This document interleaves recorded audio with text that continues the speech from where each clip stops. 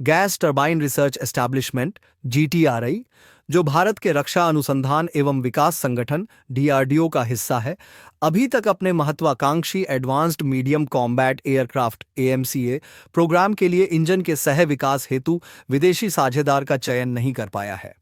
France की सफरान और UK की रोल्स रॉयस ने अपने प्रस्ताव प्रस्तुत किए हैं, जिससे भारतीय रक्षा क्षेत्र को इस महत्वपूर्ण सहयोग के लिए बातचीत में ताकत मिली है। एएमसीए, जिसे पांचवीं पीढ़ी के स्टेल्थ लड़ाकू विमान के रूप में विकसित किया जा रहा है, भारत के सैन्य विमानन में आत्मनिर्भरता की दिशा में एक बड़ा कदम है। इस परियोजना का इंजन, जो 110 से 130 किलो न्यूटन का थ्रस्ट उत्पन्न करेगा, मौजूदा भारतीय लड़ाकू विमान इंजनों की तुलना में एक महत्वपूर्ण प्रगति है। सफरान ने एक सक्रिय दृष्टिकोण अपनाते हुए पूरी टेक्नोलॉजी ट्रांसफर (टीओटी), जिसमें बौद्धिक संपदा अधिकार (आईपीआर) भी शामिल हैं, की पेशकश की है। यह प्रस्ताव न केवल प्रौद्योगिकी हस्तांतरण तक सीमित है, बल्कि इसमें निर्यात प्रतिबंधों के बिना संभावित स्थानीय निर्माण भी शामिल है। इससे भारत को उच्च थ्रस्ट वाले इंजनों के उत्पादन में आत्मनिर्भरता प्राप्त करने में मदद मिलेगी।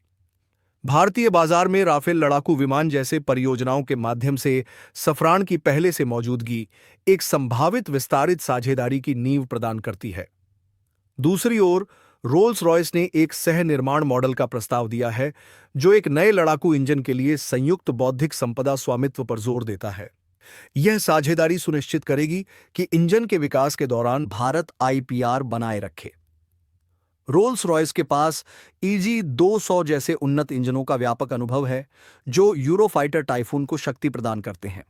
इसके अलावा हाल ही में भारतीय कंपनियों के साथ वाणिज्यिक इंजन परियोजनाओं में उनके सहयोग ने भारत के रक्षा क्षेत्र के साथ उनके संबंधों को मजबूत करने की प्रतिबद्धता दिखाई है।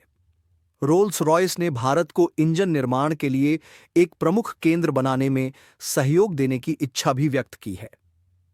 इन आकर्षक प्रस्तावों के बावजूद जीटीआरई ने अभी तक अपने पसंदीदा साझेदार का खुलासा नहीं किया है, जिससे सफरान और रोल्स रॉयस दोनों को अनिश्चितता में रखा गया है। यह निर्णय न केवल एएमसीए प्रोग्राम, बल्कि भारत और इन यूरोपीय देशों के बीच भविष्य के रक्षा प्रौद्योगिकी सहयोग के लिए महत्वपूर्ण है।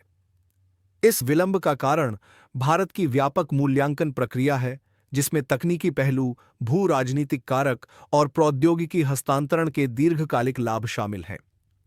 भारत का यह सोच समझकर उठाया गया कदम रक्षा खरीद में एक रणनीतिक बदलाव को दर्शाता है, जो तकनीकी प्रगति और स्वदेशी क्षमताओं के विकास को प्राथमिकता देता है।